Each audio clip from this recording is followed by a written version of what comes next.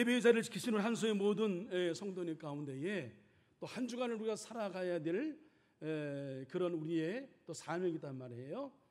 이 한 주간을 살아가기 위해서는 또 필요한 은총이 필요합니다. 하나님이 허락하시는 은혜와 평강의 은총이 여러분 가운데 함께함으로 인하여 이 한 주간도 주 안에서 승리하시기를 주님의 이름으로 간절히 축원을 드립니다.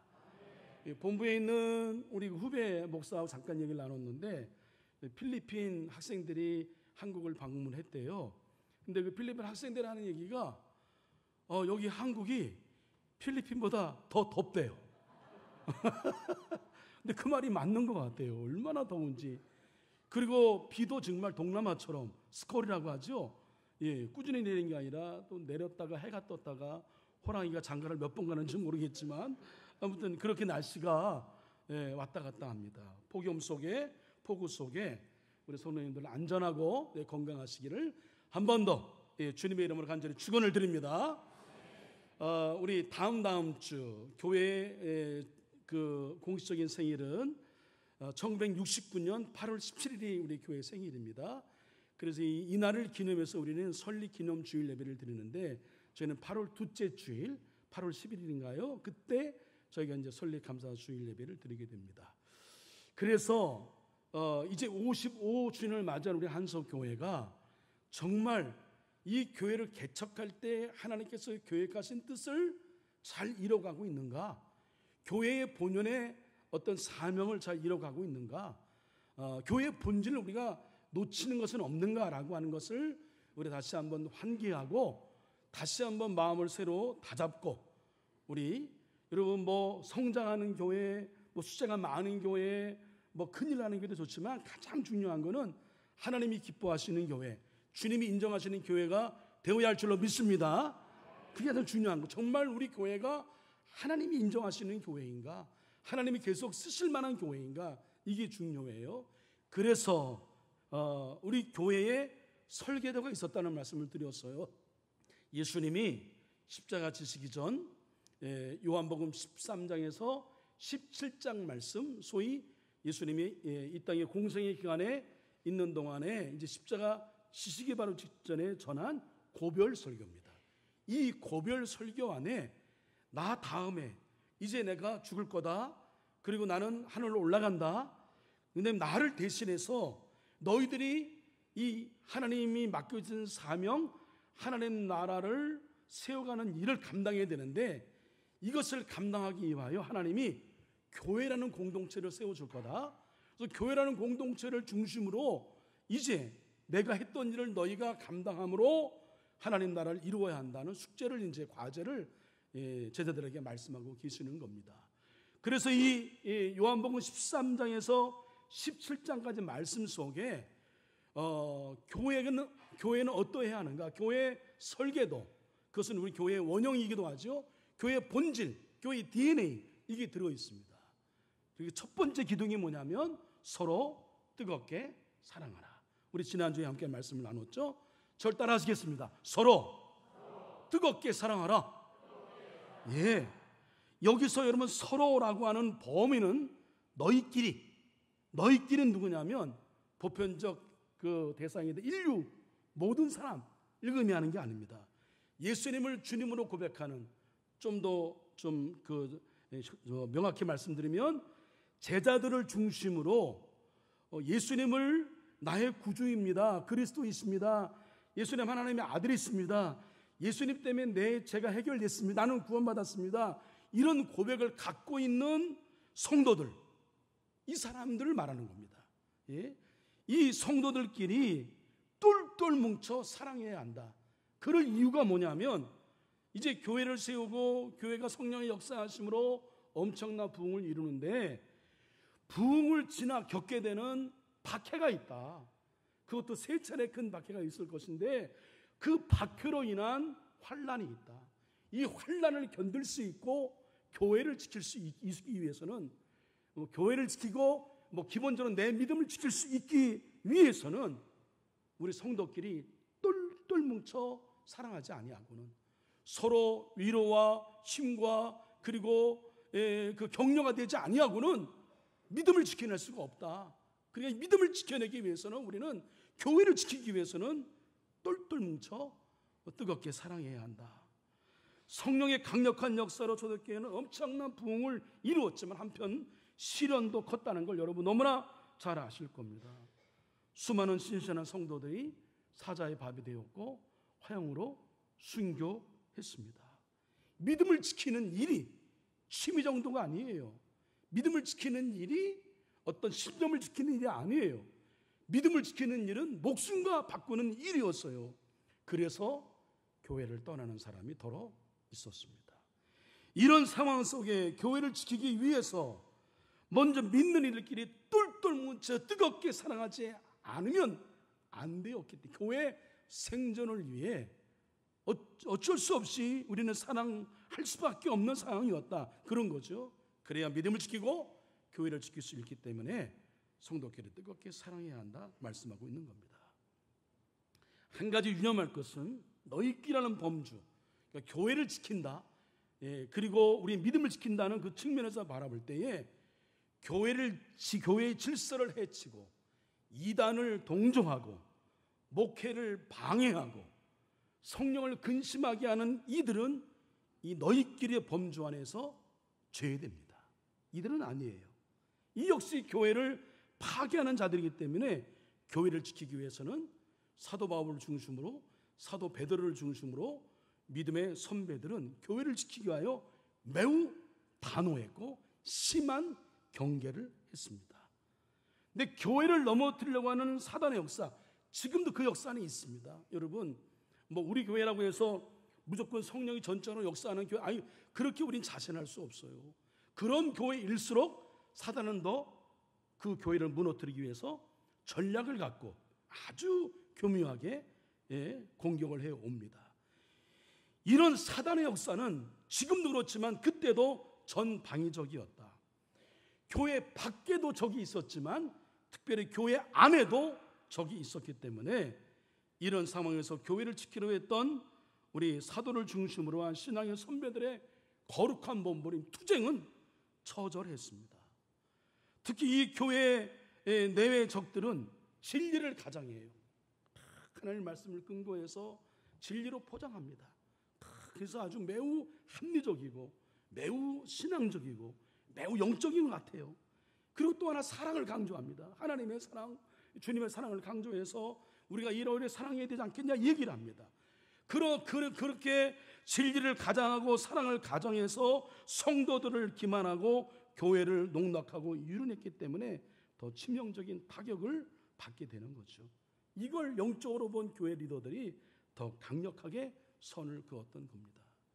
우리 교회가 지금은 평안합니다만 한때 제가 새벽에 기도할 때마다 저는 사탄이 우리 교회를 조롱하고 사탄이 우리를 막 유린하고 막 그냥 놀리고 하는 것들이 막 느껴져 보여서 그 사단과의 싸움을 새벽마다 했던 기억이 있습니다. 우리 교회가 사단에 너무 쉽게 넘어가는 거예요. 그랬다라는 얘기가 사람 양 거기에 막 휩쓸리고 여기에 우르르 저기에 우르르 이 사단이 좋아하는 일을 너무 쉽게 따라간단 말이죠. 그야말로 사단이 보기에는 호갱이었던 시절이 분명히 있었단 말이에요.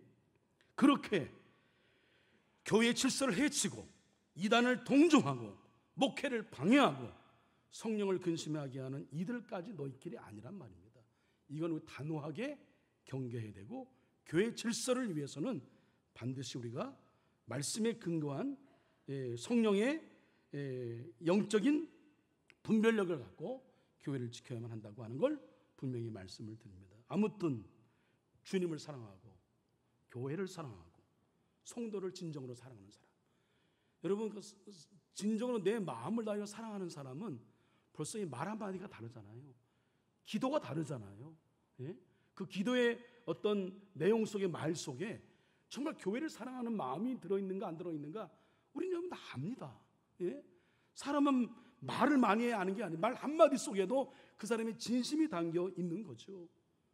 주님을 진정으로 사랑하고 교회를 진정으로 사랑하고 성도를 진정으로 사랑한 진심으로 사랑하는 성도 너희들끼리 서로 뜨겁게 사랑해야 그래야 교회를 지킬 수 있다.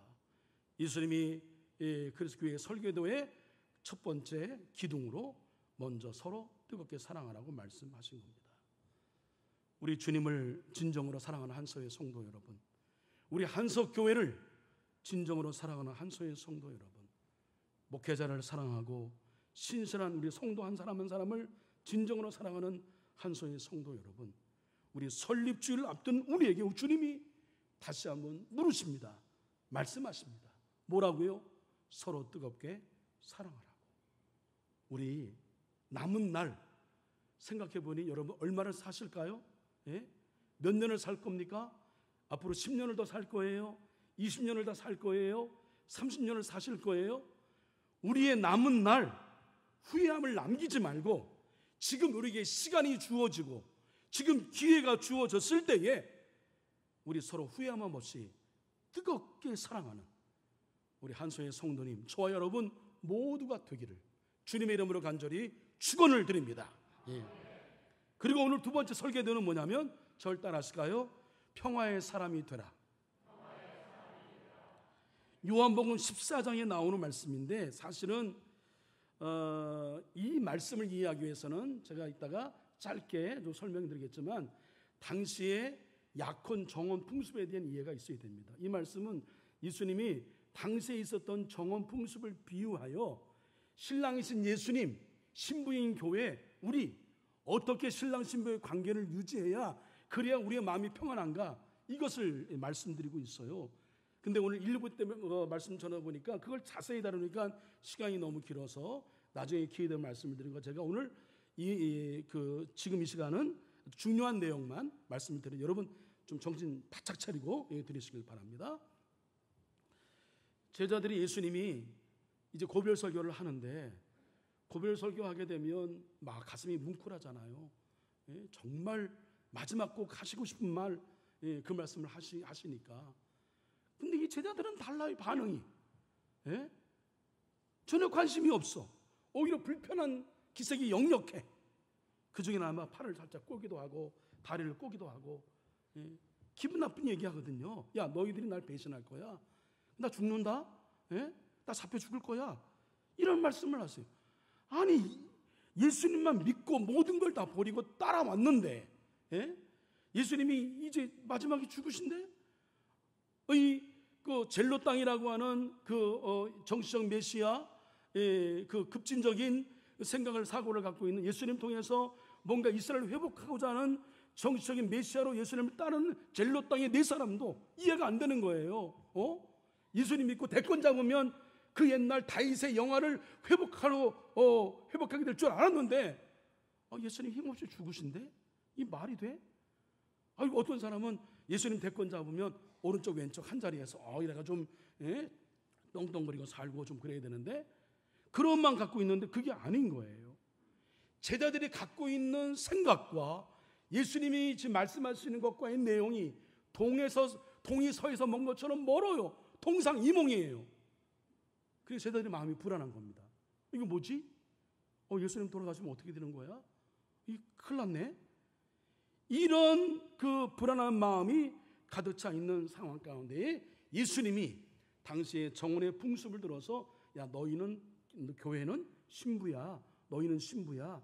나는 신랑이고 신부로서 신랑을 어떻게 기다릴지 한번 잘 들어봐. 이렇게 해서 그 정원을 배경으로 예수님이 이제 비유의 말씀을 가르쳐 줍니다. 자, 여러분, 이 당시 약혼은 지금의 우리 약혼과 결혼의 중간이라고 보면 됩니다. 그러니까 이 정혼을 하게 되면 공식적으로 이 사람은 부부예요. 그러나 아직은 안 사는 거예요. 합법적으로 부부이지만 아직은 왜 안 사냐면 같이 살 집을 준비해야 되는데 아직 집을 준비하지 못했어. 집을 준비해서 본격적으로 이제 살 형편이 되면 결혼식을 올려서 이제 사는 겁니다. 그러나 정혼은 법적으로 두 사람이 부부다라고 하는 것을 인정하는 아주 중요한 의식이에요. 이 절차의 첫 번째는 뭐냐면 신부 아버지에게 신랑이 돈을 지불합니다. 지불의 의미는 뭐냐면 딸 키워줘서 고마워요. 감사의 표시인 거죠.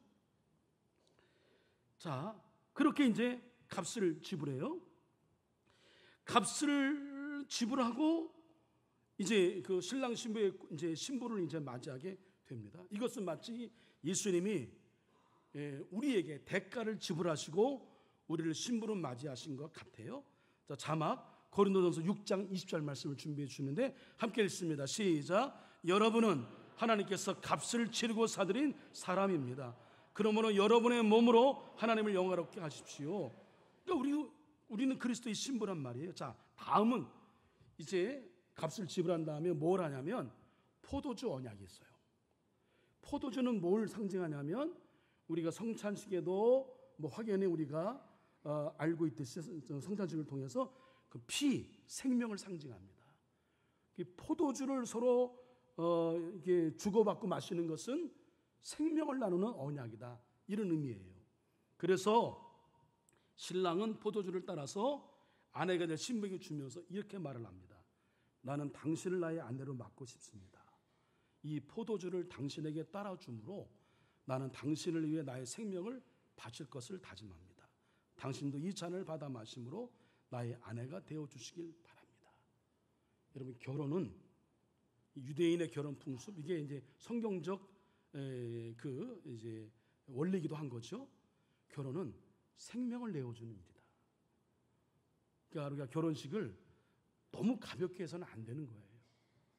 생명을 건 약속인데 요즘엔 너무 가볍게 하고, 여러분 그거 물론 요즘에 어떤 그 흐름에 따라서 하게 되는데 주례 없는 결혼식을 하거나 그런 건 애들 때문에 어쩔 수 없지만 웬만하면 우리는 그렇게 하면 안 됩니다. 예? 캐톨릭은 결혼은 미사예요. 미사. 예배란 말이에요. 1시간 이상 합니다.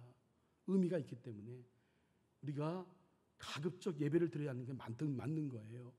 하나님이 축복하시는 예배가 되어야 되는 거죠. 할렐루야. 예? 그 생명을 내거는 거예요. 그러면 이 프로포즈를 하게 되면 신부는 이것을 받고 이 포도주를 받아 마시므로 나는 나의 생명을 당신을 위해 바칠 것을 다짐합니다. 신랑이 나를 위해 생명을 바친다고 하니 신부도 나는 신랑을 위해 생명을 바칠 거예요. 이 약속을 하고 이제 신랑 신부 이제 부부가 되는 겁니다. 여러분, 이와 비슷한 내용 있잖아요. 예수님도 우리를 그리스도의 신부로 맞이하실 때에 마지막 십자가에 달리시기 직전에, 떠나시기 직전에 우리 제자들에게 잔을 주셨습니다. 뭐라고 말씀하세요? 또 잔을 들어서 감사기도를 드리신 다음에 그들에게 주시고 말씀하셨다. 모두 돌려가며 이 잔을 마셔라. 이것은 죄를 사하여 주려고 많은 사람을 위하여 흘린 나의 피, 곧 언약의 피다. 예? 제자들 영적 너희 신부다. 교회 영적 신부. 예? 우리는 주님의 영적 신부다. 이걸 이제 정원의 풍습에 따라서 가르쳐 준 거죠. 그런 다음에 프로포즈가 끝났어요. 근데 그런 절차가 끝났는데 신랑은 이제 자리를 떠납니다. 그래서 신부의 집을 떠나요. 왜냐하면 뭘 준비해야 돼요? 아파트를 준비해야 돼. 살 집을 준비해야 돼. 예? 전세를 준비하든 월세를 준비하든 살 집을 준비해야 살잖아요. 처소를 준비하기 위해서 떠나는 거예요. 신랑이 말합니다. 내가 가서 당신을 위해 처소를 준비하고 당신에게로 다시 와서 당신을 나 있는 곳에 데리고 가 거기서 함께 살겠소. 이게 유대인들의 정원 절차라고 하는 거예요. 자, 이 똑같이 예수님 말씀하신 신부된 교회를 향하여 오늘 본문의 말씀 14장 앞부분에 2, 3절에 이렇게 기록되어 있습니다. 함께 읽습니다. 시작. 내 아버지의 집에는 있을 곳이 많다. 그렇지 않다면 내가 너희가 있을 것을 마련하러 간다고 너희에게 말했겠느냐? 나는 너희가 있을 것을 마련하러 간다. 내가 가서 너희가 있을 것을 마련하면 다시 와서 너희를 나에게로 데려다가 내가 있는 곳에 너희도 함께 있게 하겠다. 이게 이제 다른 성경으로 했기 때문에 그렇지만 여러분, 이 말씀 익숙한 말씀이에요. 내가 너희를 위하여 아무것도 염려하지 마. 내가 너희를 위하여 처소를 예비하러 간다. 여러분, 익숙한 말씀이죠. 이게 여러분 언제 들었던 말씀이에요? 언제? 장례식 때 들었던 말씀이잖아요. 그죠? 근데 원래 이 말씀의 배경은 장례식이 아니라 어디에요? 약혼식이 이게 말씀이 나온 겁니다. 예? 이것을 이제 우리가 이제 장례식 때 이제 활용을 하는 거죠. 원래 여러분 삶의 자리는 약혼식이에요. 그렇게 이제 신부의 집을 이제 처소를 준비하기 위해서 신랑이 약속을 하고 떠납니다. 근데 그 신랑이 다시 올 때는 아무도 몰라. 누구만 아느냐? 신랑의 아버지만 알아. 신랑의 아버지가 결혼 날짜를 정하는 것이 유대인의 풍습이에요. 그래서 신랑이 돌아올 때가 언제인지 신랑도 모르고 신부도 몰라요. 신부는 그때를 묻지 않아. 이게 유대인의 풍습, 결혼 관습이에요. 그때까지 정결하게 신랑을 맞을 준비를 합니다. 그러나 그날과 그 시각은 아무도 모른다. 하늘의 천사들도 모르고 아들도 모르고 오직 아버지만이 아신다. 다시 오실 날을. 그리고 신랑이 이제 예식을 마치고 떠나기 전 마지막 신부에게 선물을 주죠. 그 선물은 두 가지 의미가 있습니다. 감사의 마음, 내 청혼을 받아서 고마워, 이거고, 그 다음에 떨어진 동안에 절대로 딴 눈 파지 말고 나를 기억해야 돼. 선물 보고, 이겁니다. 예수님도 제자들에게 똑같은 선물을 주고 떠났어요. 자, 오늘 본문의 말씀이기도 한데 26절 말씀 읽습니다. 시작. 그러나 보혜사 곧 아버지께서 내 이름으로 보내실 성령께서 너희에게 모든 것을 가르쳐 주실 것이며 또 내가 너희에게 말한 모든 것을 생각나게 하실 것이다. 계속 성령 하나님이 주님 다시 오실 때까지 그분을 기억하고 생각하고 우리가 누구인지 우리의 정체성을 붙잡고 살도록 하게 하신 거다. 그리고 우리를 신랑으로 그 예수님을 영접하신 신랑으로 맞이해 준 것에 대한 예수님의 보응으로, 선물로 보혜사 성령을 주셨다.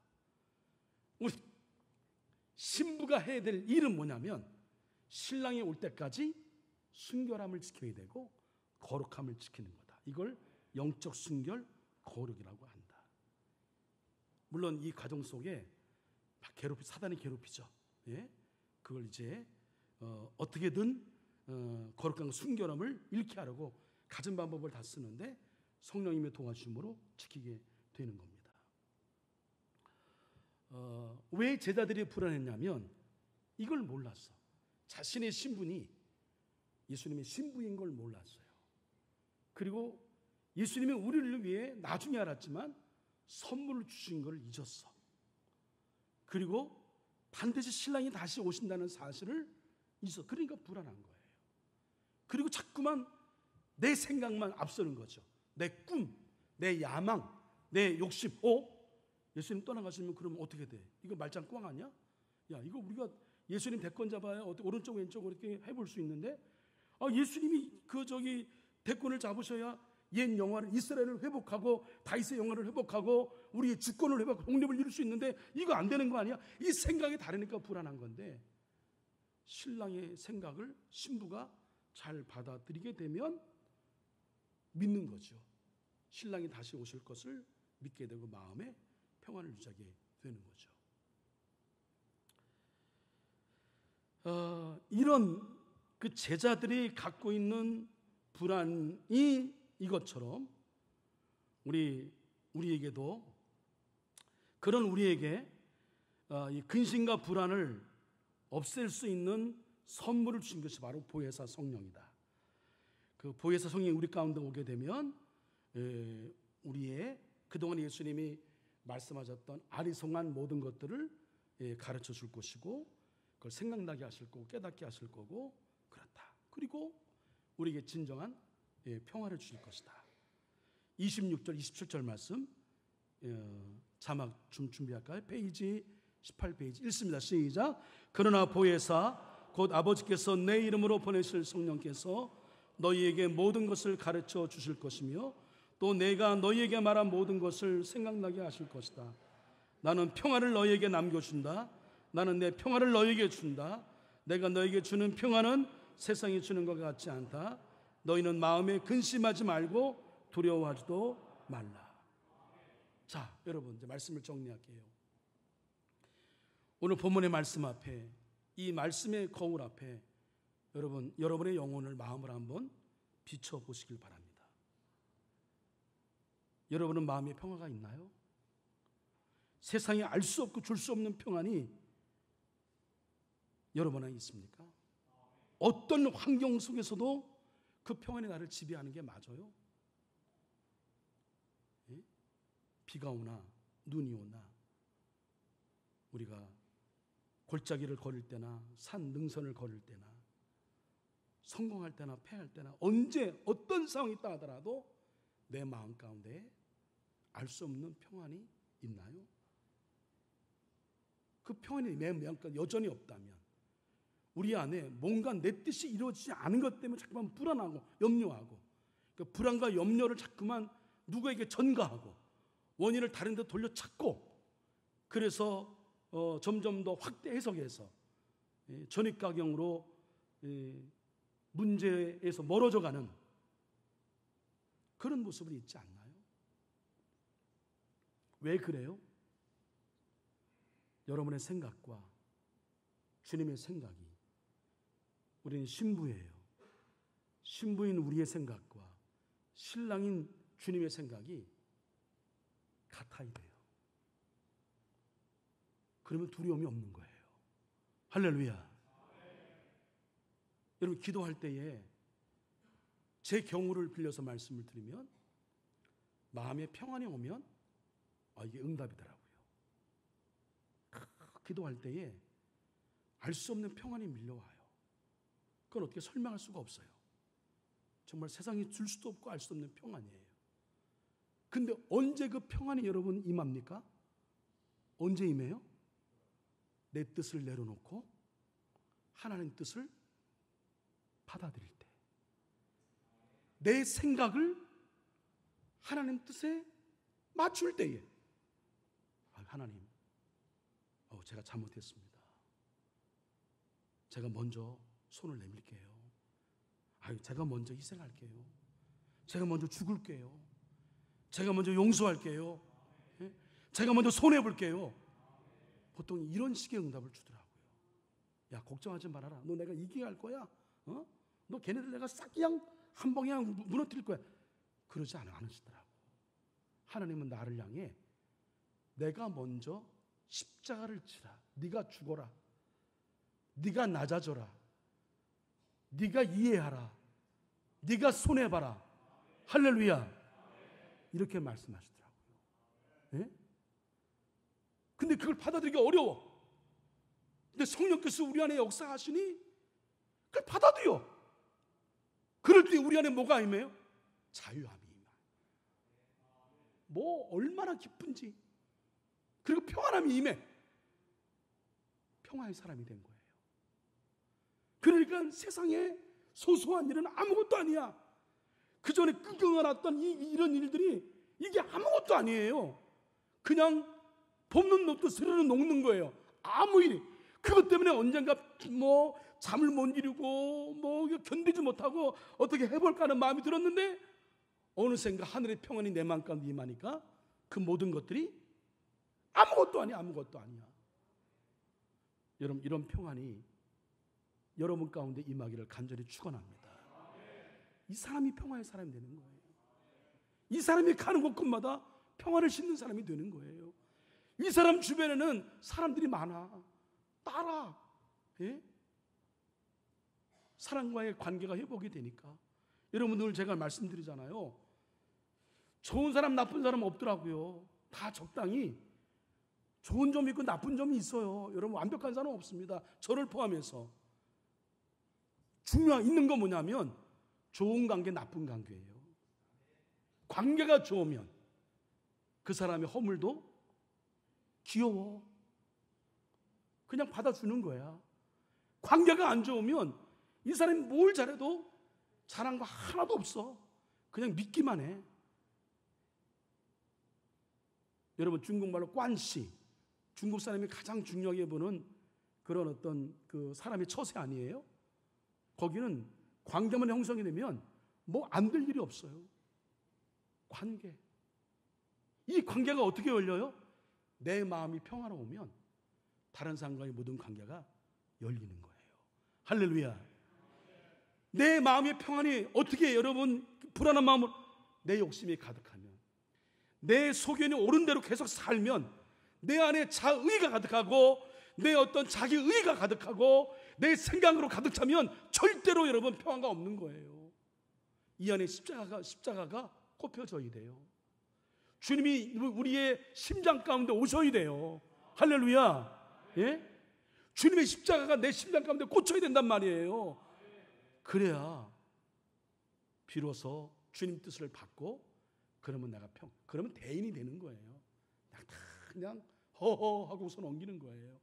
이게 안 되니까 막 서로 뭐 조그만 일에 막 뭐 분노하고 시기하고 질투하고 그랬니 저랬니 뭐 따지고 뭐 이런단 말이에요.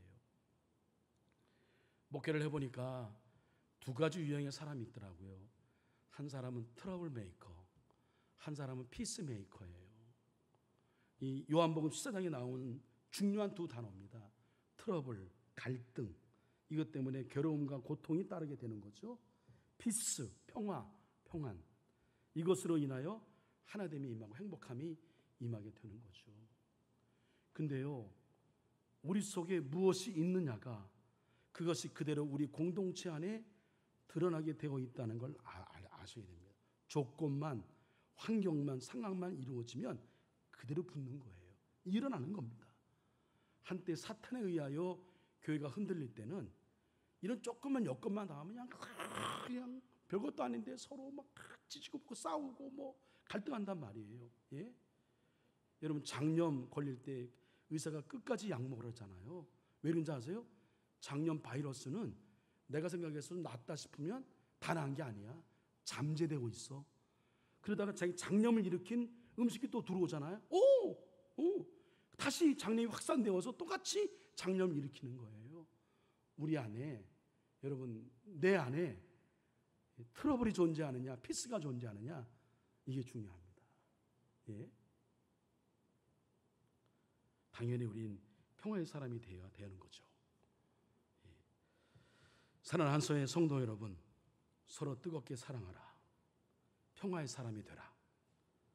주님이 그리신 교회의 첫 번째, 두 번째 DNA, 기둥, 교회 본질 운영입니다. 우리 한석교회가 지어가야 할 진정한 교회입니다. 평화 어디서 와요? 우리의 망상을, 야망을, 욕망을 내려놓고 성령께서 일깨워 주신 대로 십자가를 우리의 중심에 꽂고 주님의 뜻을 수용하고 신랑으로 오시는 주님을 기다리며 만날 때까지 성령의 도우심을 구해서 순결함과 거룩함을 유지하고 그럴 때에 우리 안에 평화가 임하게 되는 거죠. 그 평화를 주변의 사람들에게 심는 통로, 피스메이커로 살아가는 겁니다. 이 한 사람 한 사람이 진정한 교회가 되는 거죠. 그러면 그 교회는 평화의 공동체가 되는 거고요. 사단이 한 길로 갈다가 10길로 야 한석교회는 안 돼. 안 되겠어? 여기는 뭐 우리가 어떻게 할 수 없어. 한 길로 갔다가 10길이 아닌 1000길로 도망가는 역사가 일어날 줄로 믿습니다. 예. 그러니까 우리 이제 남은 날 동안 여러분 평화의 사람으로 갈등을 일으키는 사람 되지 말고요. 그냥 화합하고 좀 마음에 안 들어도 협력하려고 하고 예? 그냥 우리가 때로는 나를 드러내지 않는다 하더라도 주님이 드러나시면 되잖아요. 그리고 교회가 세워지면 되잖아요. 할렐루야. 예? 그렇게 세워나가는 서로 뜨겁게 사랑하는 저희 모두 또 평화의 사람으로 살아가는 한소의 모든 성도님 되시기를 주님의 이름으로 간절히 축원합니다. 기도하겠습니다.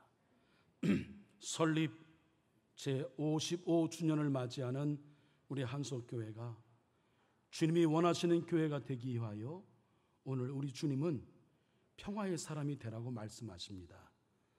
나를 부르신 하나님의 뜻을 가슴에 새기고 신랑으로 오실 주님을 순결한 신부로서 순결함과 거룩함을 유지하며 살아갈 수 있도록 성령님, 보혜사 성령님 우리를 그렇게 이끌어 주시옵소서.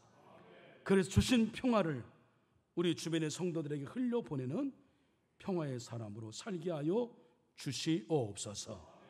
그 평화로 하나 된 힘으로 교회 내외의 사단의 공격으로부터 우리 교회를 지키며 복음을 전해 생명을 살리는 교회 본연의 사명을 더 힘있게 감당하게 하여 주시옵소서.